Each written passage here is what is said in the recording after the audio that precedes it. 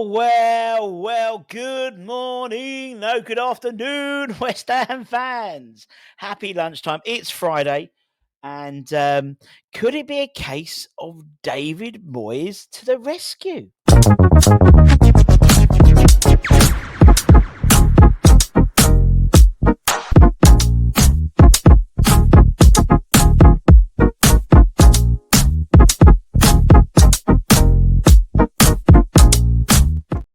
Yes, everybody, Russ and the West Ham Network. Happy Friday. I hope you've done another week. Congratulations.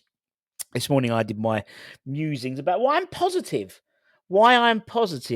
about the future. Talking mainly about the academy and how the implications of having a conveyor belt of really good talent could benefit West Ham in not just the short term but the long term. So go back and check that out if you want some positivity, which is nice for a change. But today we're sort of going to we talk about three stories, not sort of transfer related. We'll talk about rumours and stuff in Hammer's headlines, but it's about off the pitch decisions, off the pitch issues, which could have impacts for West Ham in terms of where we play our football, who's in our team, and potentially budgets for transfers going forward. So, let's crack in. It'll all make sense. All makes sense in the wash. So let's start with talking about a particular result from a presidential election and how that could inadvertently have an impact on West Ham potentially. And I'm not talking about Donald Trump, I'm talking about this gentleman here, Lord 𝙋𝙏. Lord 𝙋𝙏 was up for the IOC presidency, the International Olympic Committee, and yesterday it was announced that he failed. He actually came third, and what was the lady's name? I had it there. I should have had that already. Poor show by Budden. Poor show. It was some. Where was it? Olivia? No, Kirsty. Kirsty Coventry became the first female IOC president. So congratulations to her. But the reason why that could have an impact, a positive impact potentially on West Ham, is as part of sort of Lord 𝙋𝙏's manifesto was to reinvigorate the legacy of London 2012 through more athletic programs around the London Stadium, which would mean it would have more dual purpose, if that makes sense, which means the possibility of West Ham taking over the ownership further down the line would be greatly diminished because it's taking government money and using government money to improve the legacy of athletics in the London 2012, sort of legacy project, that type of thing. So because he isn't president, he has less pull and less influence. So that could suggest the chances of West Ham eventually taking over the London Stadium are greater than if he was IOC president. So just a little sort of two and two together type thing. If he did become IOC, we would definitely not be taking over the ownership in the short term, at the least, with the ability of his influence as IOC president being he could put a lot of pressure on the government and stuff like that. He hasn't got as much influence now as he would have done if he came third. He actually got 8 votes. He got 8% of the vote, pretty much, with Kirsty Coventry getting almost, it was pretty much 50% of the vote. And then second was Juan Antonio 𝙋𝙏. There we go. So, a bit of non-football news, how it could impact us.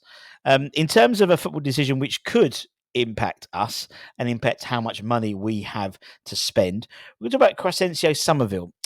Now, obviously, when he moved from Leeds, it was for a relatively low fee compared in terms of he was Championship player of the season.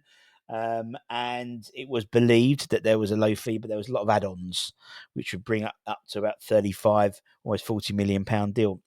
One such add-on was in regards to his international career. Obviously, been in international break now. He's of Dutch heritage, and the idea being was the add-on was for a first senior cap for the Netherlands senior side. We would pay £4 million as the add-on. Now he is very much approaching his 24th birthday. Now, obviously, big Dan Burn, well into his 30s, got called up, but it's not looking likely that he will be called up to the Dutch squad in the immediate future. And so much so that, according to Dutch newspaper Volkskrant, it reported on Wednesday, I think it was, that Somerville is looking at the potential of switching allegiance from the Netherlands to Suriname, which is the nationality of his parents. They are said, the National Football League are said to be already in contact with 𝙋𝙃, but there are some hurdles to overcome if he's to make the switch.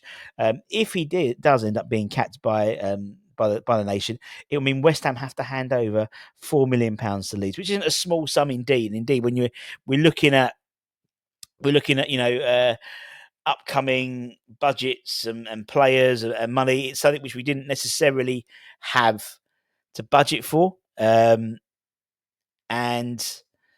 yeah, I mean, while the thought of Somerville being capped for the Netherlands was never exactly a wild thought, but maybe a somewhat of a distant sort of thought, particularly when Tim Steidten was negotiating the contract, you would have thought they would have put something in place for this exact reason. I mean, they would have known that he has dual nationality, and the chances are him being called up by Suriname is a lot greater because of the pool of players than the Netherlands, for example. So again, showing a little bit of naivety there in terms of negotiations, in my opinion, in regards to not having that in place. And the thought is it could be costing us £4 million. Now, Tim's starting to give a shit. He's going to be, probably Crystal Palace director of football, if we're led to be believed. But it just seems a little bit naive from a business perspective, in my humble opinion.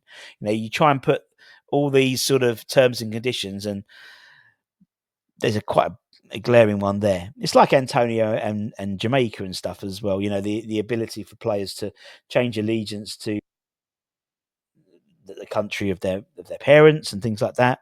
Just having that in the back of the mind. Anyway. And lastly, let's talk about David Moyes coming to the rescue.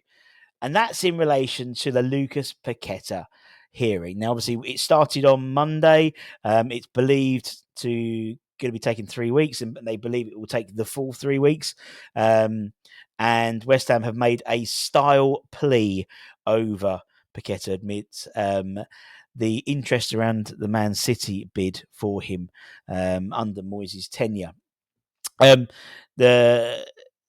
It basically said, firstly, that Paqueta's style of play is... there was no break in the style of play in terms of there was nothing different than what he was doing in those 4 games, that what he was doing across his entire career at West Ham. Indeed, picked up another yellow against Everton, didn't he? Which sort of exemplified that, and they've asked for that to be taken into consideration. Pretty much a pointless yellow card, but it's his style of play, and he can't help himself. So there's no break in the norm. So they're sort of going with a style of play sort of personality trait as one of the reasons why he got the yellow cards, not for obviously monetary gain. But the big twist, according to the Mail Sport, revealed last night that David Moyes will come to the aid and will attend the hearing and will corroborate a key element of Paqueta's defence against his accusations. We know that Pep Guardiola launched a bid for Paqueta, believing he'd be perfect to rejuvenate his sort of flailing. Yeah, flailing. Is that right? Man City side. But it wasn't to be, as the allegations emerged. So literally it was always exactly the same time. And they probably never will be now, even if he's absolved of all the sort of allegations. I think we're 18 months, 2 years down the line now, so it's a different type of Lucas Paqueta. But that failed Manchester City move could now be key to Paqueta's case, with Mousport claiming Moyes will verify at the hearing that Paqueta asked to be left out of the West Ham squad against Bournemouth after his head was turned by the Man City bid. And that Bournemouth game was one of the games that was then given a yellow card, which is one of the 4 which they'll be looking at. So Moyes appearing at the hearing, confirming that, particularly with all the respect that David Moyes has, within the football community, would add a lot of weight to that. So he could not only be saving West Ham's bacon, he could be saving Lucas Paqueta's bacon as well. Even though he's no longer, not no longer, he's not died, but even though he's no longer in this parish, he's still trying to he's still trying to help out. Isn't he? And that's it, my friends. Thank you very much for your lunchtime attention. We'll be back. And Hammer's headlines. My brain's completely gone to mush. Hammer's headlines, talking about some of the players we've been linked to, a lot of young players, which follows quite nicely from what I spoke about this morning. So it's all the circle of life. Anyway, take care, everyone. Stay safe, stay warm, stay humble, keep the faith, and come on, you bloody irons.